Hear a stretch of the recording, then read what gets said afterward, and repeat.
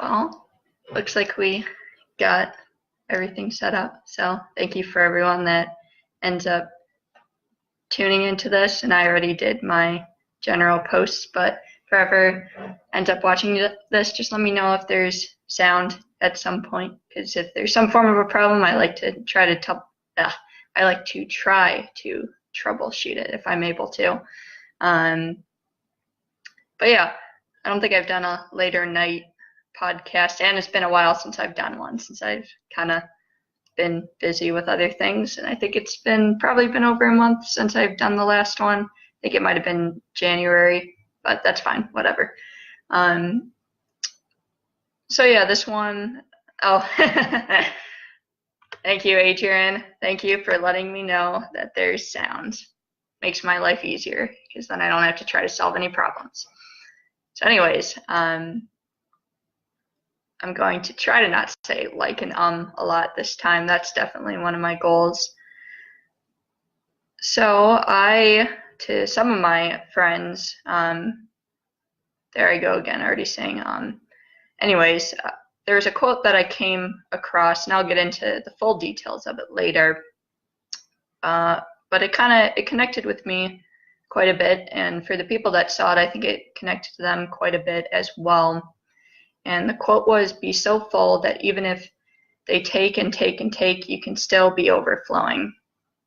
So that kind of connected to me a lot, and it meant a lot to me just because recently people have been, I guess, more open about telling me that I give a lot of myself to other people, or that I try to help other people. So I kind of wanted to go into that and talk about that, for why I choose to try to help other people. And just kind of my experiences with that, or why I choose to do this sort of thing, like how we're engaging in this live stream right now. And also try to monitor the comments a little bit. But yeah, I already did my general comments, but if you're watching this and, I don't know, you want to say something or say hi, you should definitely do that. I try to check the chat from time to time, and I like hearing from people too. So don't be afraid to say something in the chat. I like it when you guys do that. I know some of you guys send me private messages or talk to me in private as well, so that's cool as well, but I like hearing from people. So anyways, personally, what I choose to focus on, I guess by what I mean by trying to help other people, is it tends to be in the mental health world or field, as you guys kind of know. Obviously, I'm not like a professional by any means, but as my friends are aware, and other people now, just because I choose to be more open about it, I've struggled with things like depression and self-harm and suicide. So based off of my personal experience, I know what it's like, I guess, to be stuck in like a dark place or a really bad place, and to feel like very alone. And at least for this podcast, we're not going to focus too much on that or go into detail with that. But needless to say, I know what that's like. But now in my life, I also know what it's like to overcome that, and to more or less be, I guess, like a different person. If I hadn't been able to overcome that, then I wouldn't be in the place that I am now, and I wouldn't be the person that I am now. But as some of my friends are already aware, I've been dealing with other life circumstances.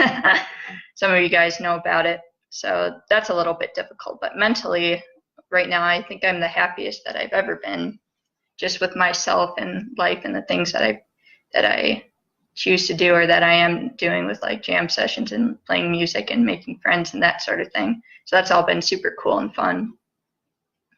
But what I found, at least when I was in that really dark place, is that you don't always feel like you're connected to other people. So if you're going through a really difficult circumstances, or like facing problems, sometimes you tend to like isolate yourself from other people. I think even more so if you're dealing with like a mental illness, like if you have depression or you're bipolar, you're struggling with like PTSD or any of that stuff, most of the time your head forces you to isolate from yourself from other people, so that you're not connected to anybody else, or you always feel like you're isolated. Sometimes you avoid social interactions. I know personally I had that issue a lot, just with my own depression, is I would also, also. I would often avoid social interaction with other people. So I guess now that I'm in a better place where I'm starting to like connect more with other people, I guess I know that like other people struggle with that. So I've kind of learned that because I feel that way, or I have felt that other way, that other people must feel that way too. Like everyone needs help when they're going through hard times and they want to be connected to other people. I guess the other part of that too is when I was in a very depressed state is I always had this like thought to myself that that wasn't who I was and that wasn't who I wanted to be, or the person that was really depressed. Like that wasn't who I was, and I felt like I was somebody else, or I was being like forced to be somebody else. And maybe if you're dealing with some form of a mental illness, perhaps you feel like that. I think it's something that I see that goes around is that your mental health problem or illness or whatever you're dealing with doesn't define who you are, and it can become pretty easy to let it define who you are. But if you are struggling with that sort of thing, try to remember that that isn't who you are as a person. But yeah, even when I was in a really bad place, that was something that I always kept close to myself. My throat also hurts a lot, so I'm going to drink some water while I collect my thoughts.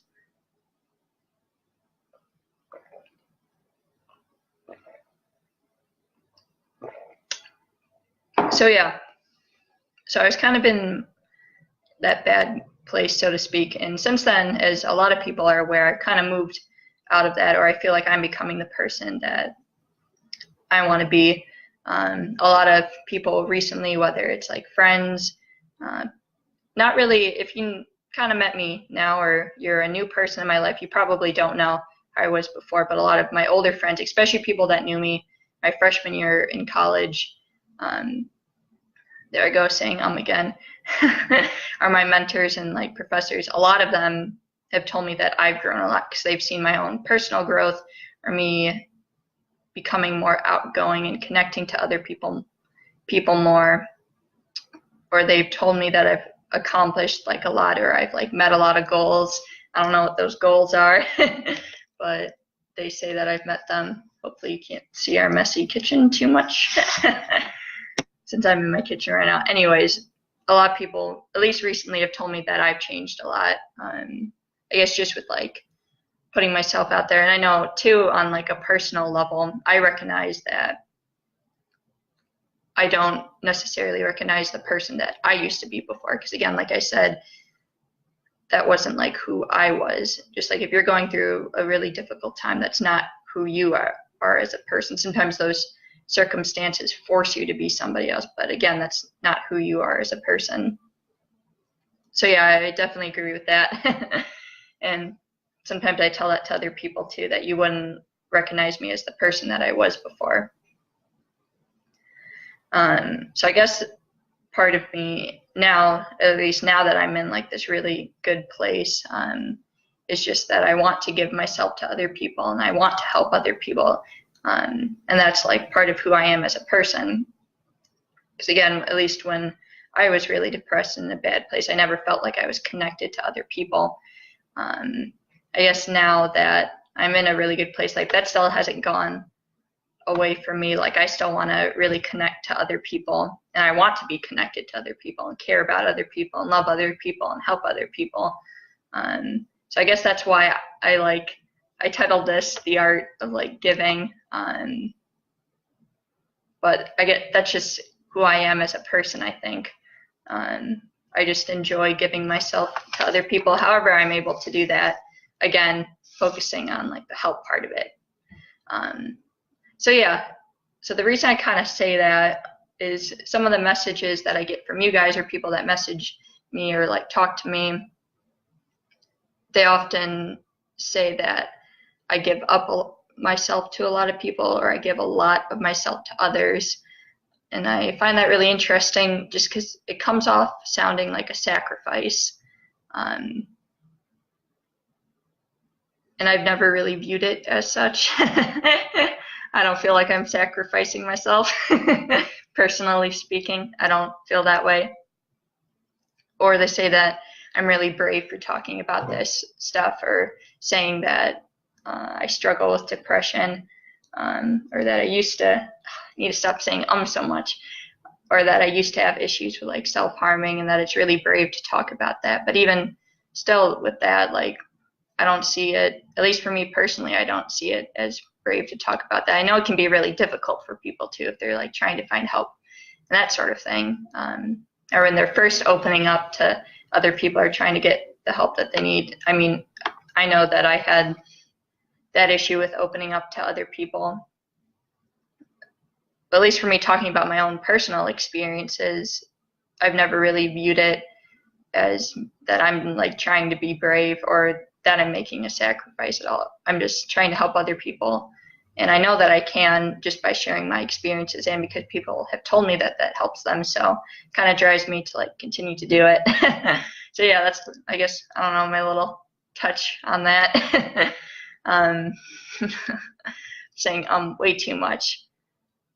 But yeah, so yeah, I don't really see myself too much as brave when I talk about this stuff. To me, I guess like being brave has always been like music or performance related, or putting yourself out there, which I guess maybe talking about these experiences to some people, that would be putting yourself out there. Anyways, so basically from that goal, I'm not sure. I've tried to find different ways to better myself, so to speak, in order to help people. As some of you are aware, I recently took a class. It was called Mental Health. What was it called? Mental Health First Aid. There we go. That's what it was called. It's actually really interesting because it came about during the Obama presidency. Michelle Obama played a big role in that.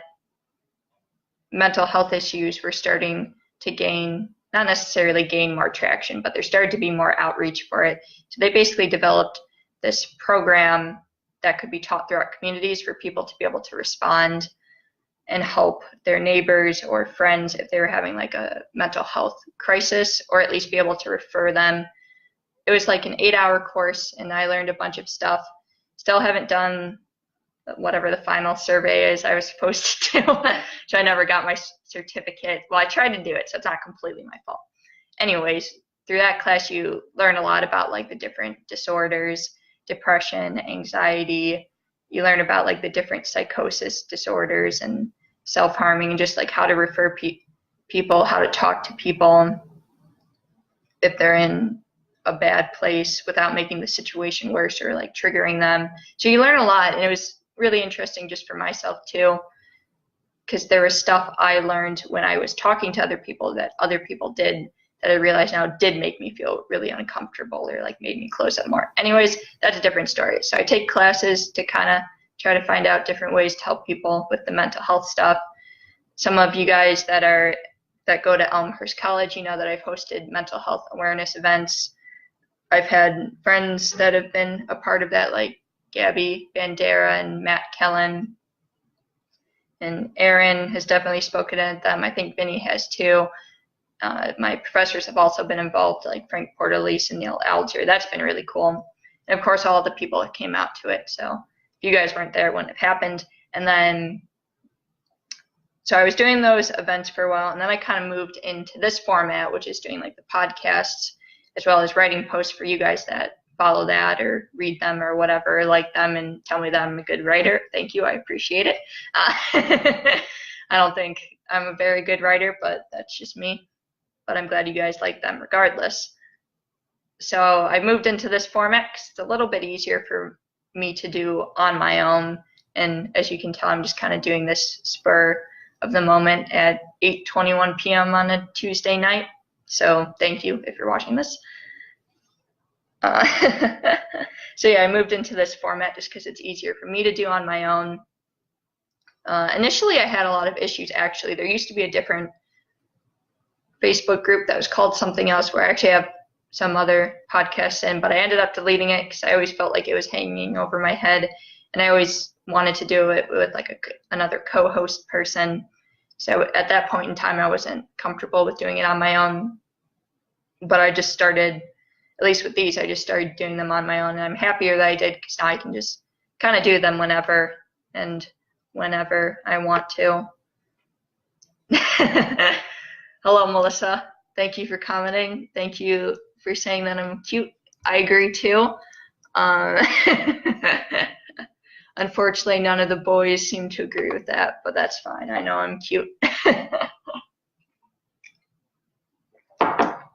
And then for those of you who follow me on Snapchat, which is the only way to communicate with other people, don't know what email is, don't know what texting is, it's all in Snapchat. But for you guys that follow me on Snapchat, it's been growing recently, which is cool. I send out a lot of positive messages through that as well. So you can, I don't know, ask me what my Snapchat is. I can probably figure out how to share it later if you're interested in that. But I send positive messages on that, and they usually get kind of looped back into this as well. Not always. It depends what it is. Usually I send things out through that, or more out through that, and then I take some of them and make them more in-depth posts on this page for people to kind of read or know my thoughts and that sort of thing. It works well for me because I don't always have time to sit down and do and do these podcasts. Yep. Yeah, boys are gross. Anyways, that's funny.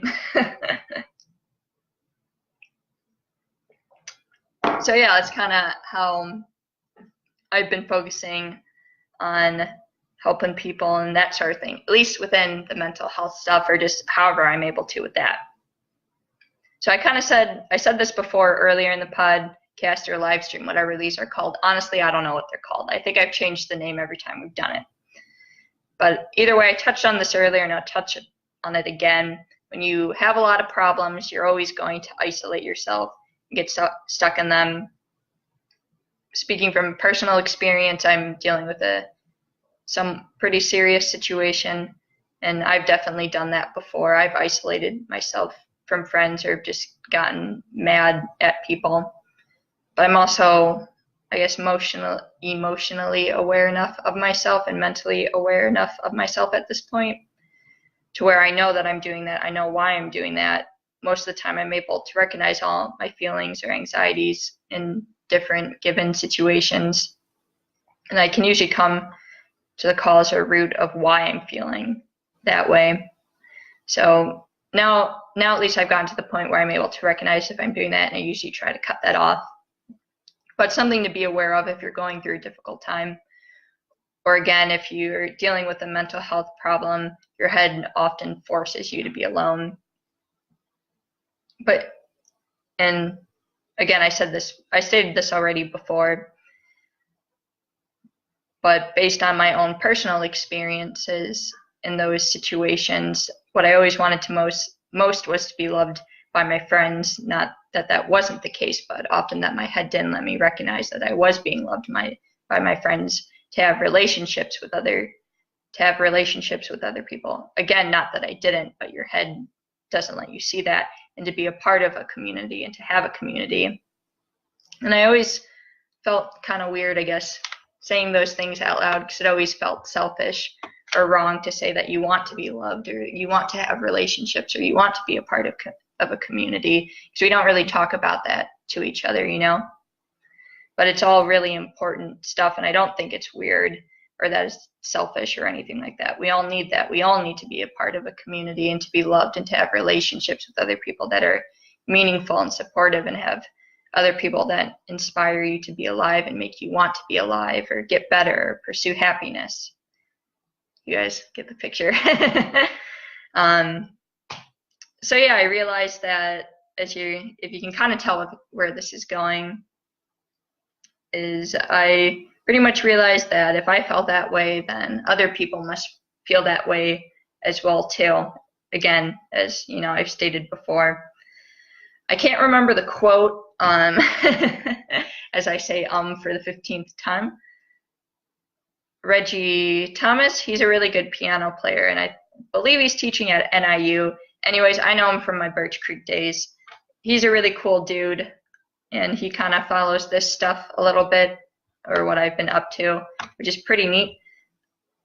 And he made a good, I can't remember the quote he made, but we were talking about this stuff or what I do. And he always said that we're all connected in the end, you know. We all have different problems that make us like put up walls or separate ourselves, but in the end, that's all a lie. And we go through different problems, and not everyone experiences the same thing, but in the end, we're all connected. So yeah, here's another reminder that if I know the people, once I figure out there we go, I know the people that are watching this, because Facebook is cool and it tells me who joined. I'm not going to name any names, but you guys should definitely comment, because I like it when you comment, because it gives me other things to talk about too, instead of just giving like a speech.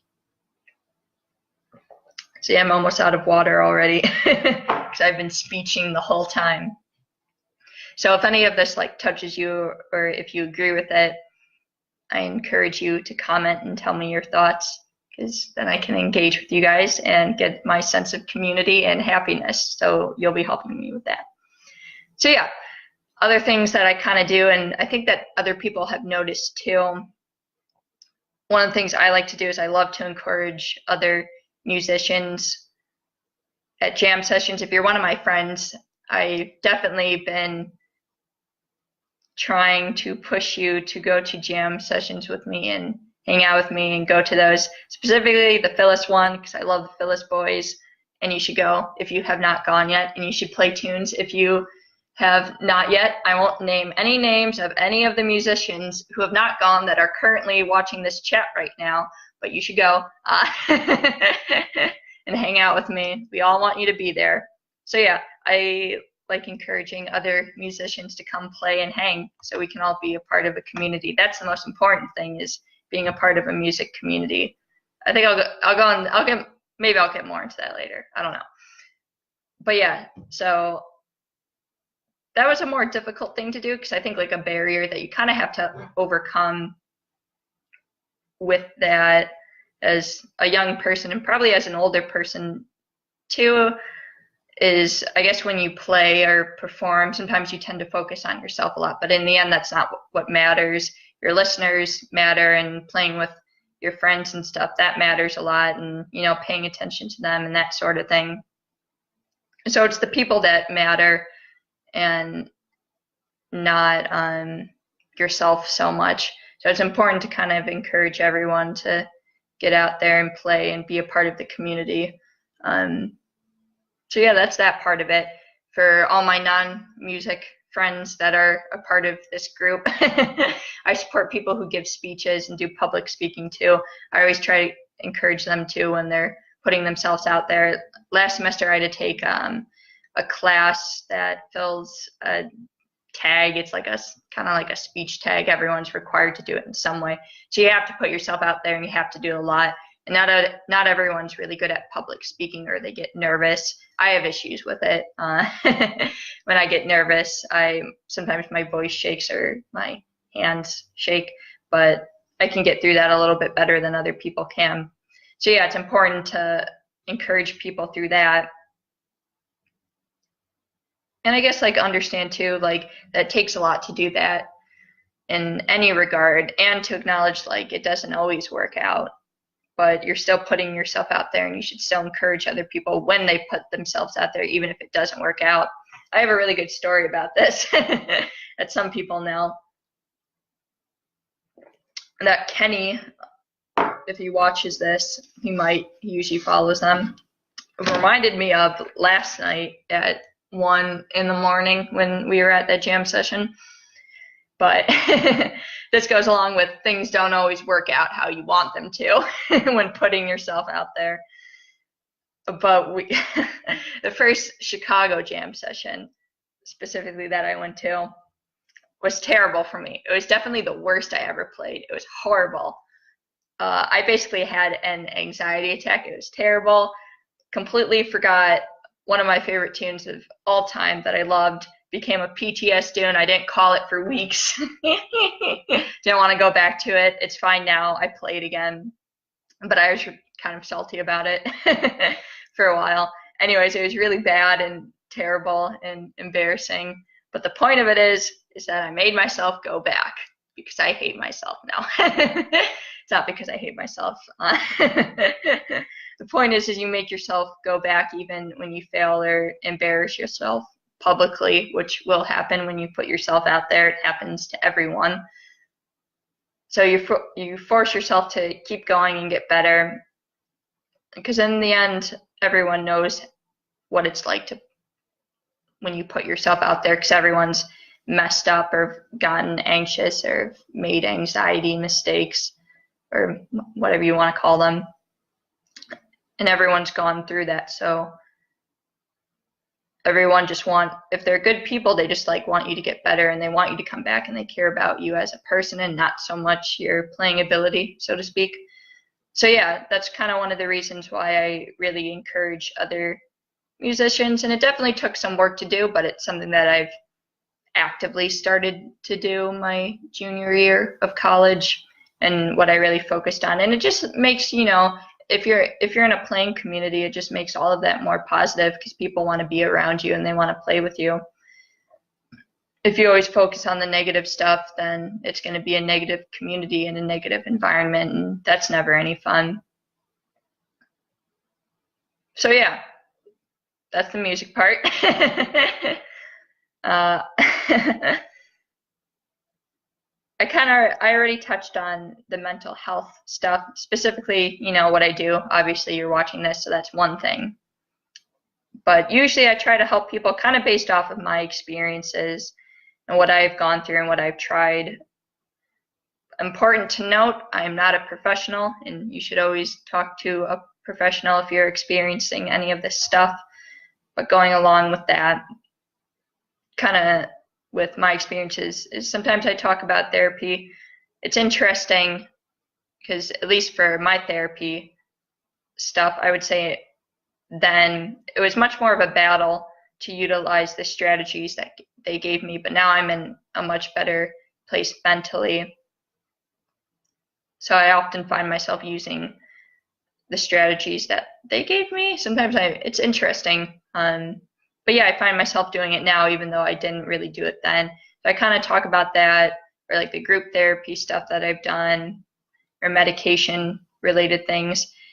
Anyways, mostly stuff that I've gone through or opening up to other people, or just things that have helped me. But it's different for everybody. I know I have friends who what I use to cope won't necessarily work for them to cope. So, I mean, just going along with that, if you're, I don't know, in a place and you're trying to figure things out or make yourself feel better, it's a lot of trying and failing and figuring out what makes you feel good. Because again, what I utilize and what other people utilize aren't always the same thing. For some people, their mental health condition can be managed with like a medication. It does work for them. If that's the case, I'm really happy for you. And there's other people where that doesn't work, or they have to like do therapy, or they have to find something else, or like yoga or meditation helps a lot. I've never gotten into that personally. I just can't focus on it. It's a training all in itself. So yeah, so I try to help people based off of my own experiences, and I'll get into this in the next part. So yeah, going along with that, at least talking about my own experiences, and as you guys are probably aware, and I think I've already said this, but it makes me pretty happy when other people open up to me or tell me about their thoughts and that sort of thing. I don't know why you guys choose to do that, but it makes me really happy when you do that. And you know who you are if you've like sent me messages. And I do, honestly, I do really appreciate it when you do, whether it's just you telling me that you like these podcasts, or you're asking for my advice or opinion on a situation, or you just like open up and like tell me about how you're feeling, or probably, I mean, you know yourself best if you have talked to me or like other people, and it might not be something that you generally open up to other people about. So I'm always pretty happy when you guys do that stuff. Again, I'm not a professional, and I try to respond to everybody, but sometimes I just kind of miss things because I get busy. So if I ever didn't respond to you about something, I apologize. It wasn't intentional by any means. But yeah, I'm not sure why you guys choose to. I don't know why you guys choose to open up to me, but I like it when you do. It makes me feel good that either you trust me or respect me, or I don't know, you think that I'll be able to help you in some way. Anyways, it makes me happy, and hopefully it makes you guys happy too. But yeah, I think it can be good to talk to other people and that sort of thing. So that's kind of the other reason too why I choose to help and like give to other people, is just for like that interaction, so to speak, or being able to help others when they like finally do open up about some of the stuff that they've been going through, if they need help and if you want to open up. That's the most important thing. You shouldn't feel forced to. So that's kind of that part. Oh man, I'm dangerously out of water. I might have to get more, but we'll keep pushing through for now. During this little interlude, oh, thanks, Maddie. You have also confirmed the sound. But yeah, during this little interlude, I'll once again say I appreciate all the comments about me being cute, boys being gross, and the sound being good. Definitely appreciate that one. But again, if any of this stuff connects to you, don't be afraid to share your thoughts. It's a good community. Don't worry about anyone being mean to you. And if someone is mean to you, I will trounce them, and it'll be fine. So yeah, this actually happened during Jazz Fest, but I'll share the story with it. I won't say who it was because I don't know if they want me to say their name, and I don't want to embarrass them by any means. So I'm kind of, for me personally, I would say that I'm an emotional person. I wear a lot of my emotions on my sleeve, or at least I think that's the case for me personally. Anyways, someone that I was working with during Jazz Fest, or during Elmhurst College Jazz Fest, told me that I was a very radiant person, and that I was really happy and like bubbly, and that I was like a really positive force. And for me personally, that made me really happy just to be like called that, because one, I want to be like that. And again, I'm an emotional person, so those types of compliments mean a lot to me personally. But there's also the part where it's like I have to fight to be like that, or I've had to fight to be like that, because I wasn't always like that. I used to be like a really negative person. My joke with that, it's kind of ironic because my sister just hopped into this, so I'm kind of stealing your phrase right now, but my sister made a quote once that one of her friends emotes hard. Well, I've taken that phrase and applied it to myself, that I emote hard. So when I'm in a really good mood, everyone's usually aware of it, and that's the person that I want to be. I want to help people, and I want to be happy and positive and like radiant, and that's usually how I try to be. And I think people can maybe tell that, or tell when I'm being my real self and like giving myself to other people, and they really connect to that, which makes me happy that I'm able to help them or make them feel more positive or whatever. So there's that part, but then there's also the other I emote hard part, where if I'm in a really negative mood, most people are also really aware of that too. If for some reason I am feeling really depressed, because that can show a lot too when I'm really upset. When I get upset and I cry, that happens. I cry. Did I say that? Lol. Not you yourself. Well, I don't want to. Actually, I don't think they're in this, but your friend Vicky, I think you said Vicky and her family, they all emote together. I think that was the actual phrase. Well, I just named somebody, so I hope you're happy now. I think that was the actual phrase, like they all emote together. Either way, I got it from you. So, and I've changed it a little bit and applied it to myself. I emote hard. So if I'm really happy, you'll know. And if I'm really upset, you'll know. Anyways, back to the negative stuff. So yeah, most people also, I guess because it's such a contrast, sometimes if I am in a really bad place or really upset, most people are aware of it and they know. And they're asking me if I'm okay, or like checking in with me if I'm okay. Yeah, now you remember. Sorry, side conversation. Well, Vicky's not in this group, so she'll never know. Anyways, so if I'm really upset, people often like check in, and because I'm open to about anxieties about performing and playing, people check in on me, or they care about me, which I really appreciate and I like a lot, and that makes me feel really good to have other people care and that sort of thing. So yeah, for me personally, I have to fight to be like that positive and that happy. Not really anymore, because again, that's how I'm at, that's who I am as a person now. That wasn't always the case before when I was like really depressed. Something that kind of helped me change with that is, you know, I had a couple friends, and it's true too, because I've experienced this from other people. And it's not that your friends and family don't love and care about you, but if you're a really negative person all the time, eventually you're going to weigh down your loved ones. And that's, you know, that's not to like make you feel bad as a person, because obviously you're going through like your own things. And my friends always supported me through all that, which I'm very appreciative of. And now I also in turn try to help other people. But it helps me to be aware of my impact on other people. And again, I don't mean that as like a bad thing, but if you are very negative or unhappy all the time, you're eventually going to affect other people with that. So the flip side of it too is, now that I've actively tried to be who I want to be, which is being really happy or radiant and positive, you know, that's like the flip side, you know, so it's not all bad, because you can also affect other people really well. So I try to be like that.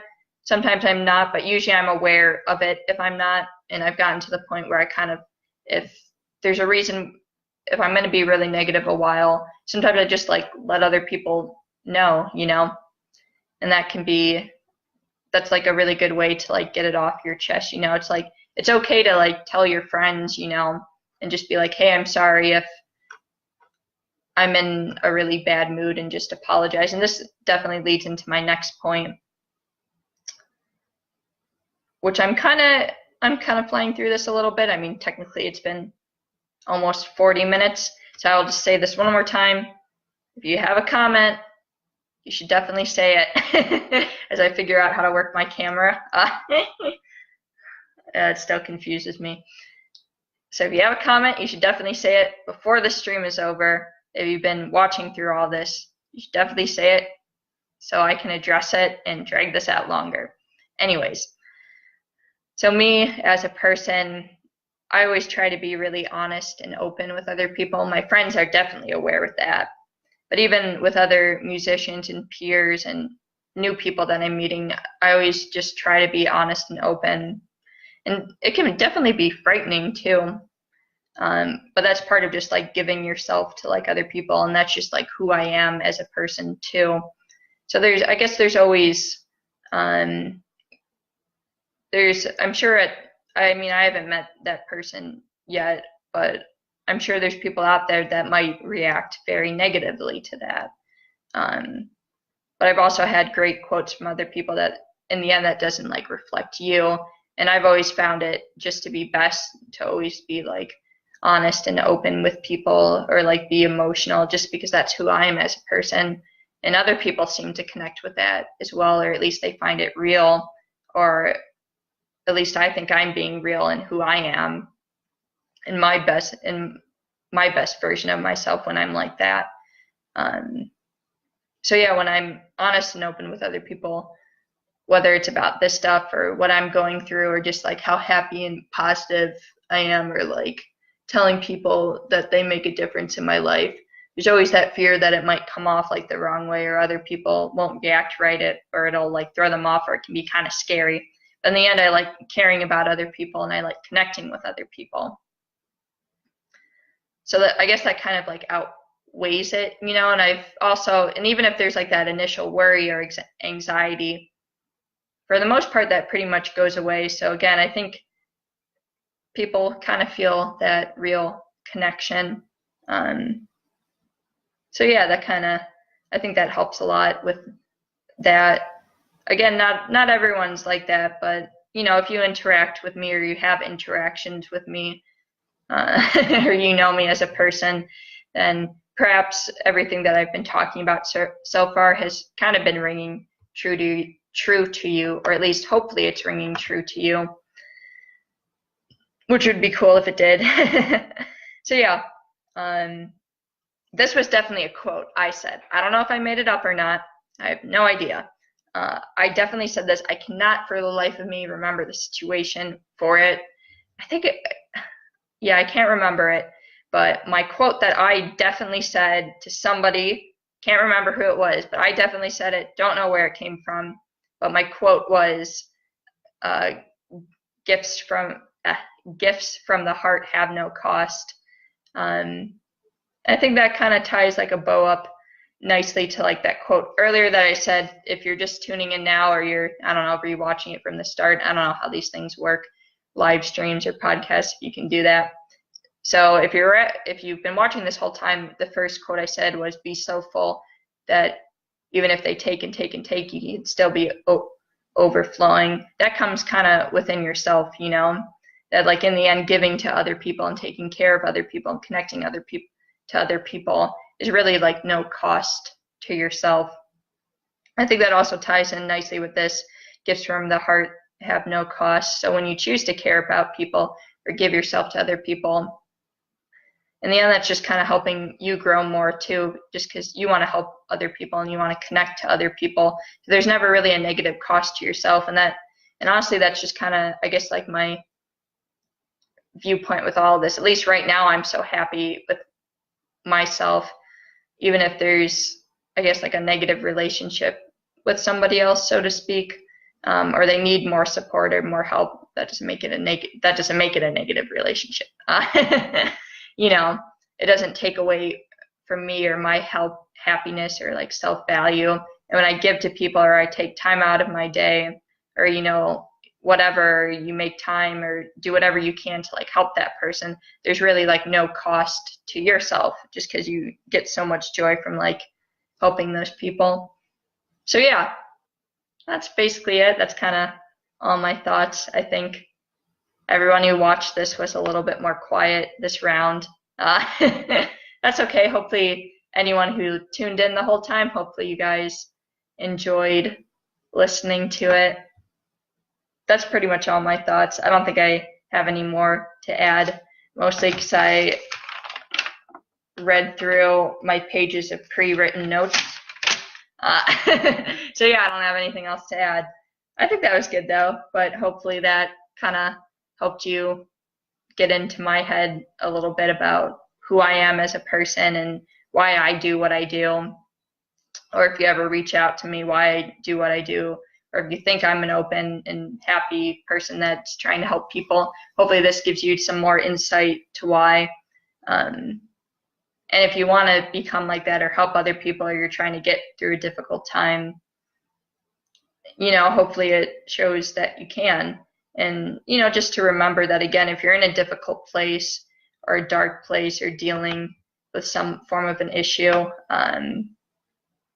again, that doesn't define who you are as a person. I can't reiterate that enough. And you can make the changes that you need to.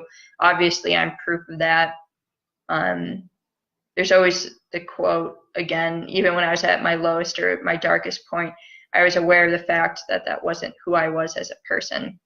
And Ben has finally commented about something that's related to this stream. Thank you. I'm going to read what it is out loud.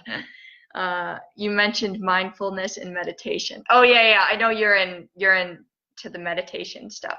Thought I'd share an app that has been very cool for me lately called Waking Up by Sam Harris. It is guided meditations and lessons about the practicality of the practice. I highly recommend it. Yeah. Again, personally for me, I've never gotten into it. I know people that have. I know you have been. Matt Kavanaugh, hopefully doesn't mind me saying his name. I think he's somewhat into that. I know Frank Portalese too. Definitely pushes meditation and maybe yoga too. I don't know if he's gotten into that. I think even too. Sorry, Vinny, if you don't want me to say your name. I feel like Vinny maybe does meditation of some kind, or has done it. But yeah, I know people where it's like worked very well for them. Again, for me personally, it just hasn't been something that I've gone into. Maybe I should give it a try. Maybe it would help a lot. I'm always willing to try new things to help myself. Yeah, and my best friend too. She sent me, I think, like a message 2 days ago saying that she'd just meditated for the first time, I think, in like a couple months or a year or something like that. But yeah, like Ben and other people, if he recommends it, I'm just gonna give that a little like. Then I definitely recommend checking it out just because he knows what he's talking about. Also, Ben, you might have missed this part of the stream, but you should also come to the Phyllis Jam sessions because we want people to play with us. But yeah, you should come play with us if you want to and talk to people and stuff. We'd all be happy to see you if you came. That's the most important part. Oh yeah, the other quote I mentioned during that. If you're trying to figure things out, or help yourself feel good, there's a lot of trial and error. When I did group therapy stuff, I think one of the quotes that I kind of gave towards other people is I kind of just encourage people just to do it.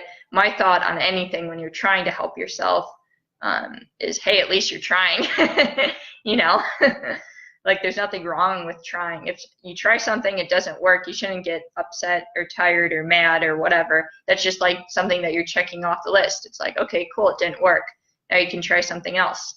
Or I know for people who have done like medication, sometimes that can be a lot or it can be nerve-wracking. Just 'cause, they have side effects, you're, trying to deal with that, or you have to meet with other people. But it's like, hey, at least you're trying, like, just do it, because in the end, eventually, if you want to help yourself, you just have to do it. Yeah, see, come hang with us. To anyone watching this stream, come to the Phyllis Jam sessions. It's on the first and third Monday of each month. John Rarick is in the house band. I love him. He's really cool. Alex, whose last name I don't know, plays saxophone. He's really awesome. Kenny Thompson, I'll embarrass him a little bit. He's great. He's a sweetheart. He plays a guitar. He loves it when I bring 7 other guitar players with me to said jam session. Tom Cadera plays drums. He is also very sweet. You should support all of them because I like them. But you should also go and support your music communities as a jazz improvising musician. And if you don't play jazz, you should just come and hang anyways because we'd be happy to see you. What's another way I can plug them? The Not First and Third Monday, they do like a Nanette gig on the second Monday of each month. So they're doing music first week, second, and third week of each month. But with that, it's not a jam session, but John brings in a bunch of arrangements, and so do other people. They're all talented. It's all really good. Go see it. Go support your musicians and friends and stuff so that we can pay bills. Yeah, that's a side note. I went off on a tangent with that. Come hang. I don't mind supporting my friends. I was just gonna mess it. Yeah, the bass players, they jump around a lot. Dan Christian, also sweetheart, played last time. Evan fills in a lot, or plays a lot. I don't know if it's really filling. He's there sometimes, and there's also another guy that comes sometimes whose name I can't remember. I'm sorry. Bad with names. Yeah, that was a random side note. Yeah, come hang. See, always support each other with the music stuff. Tell your friends to come. So yeah, now I'm going to wrap it up.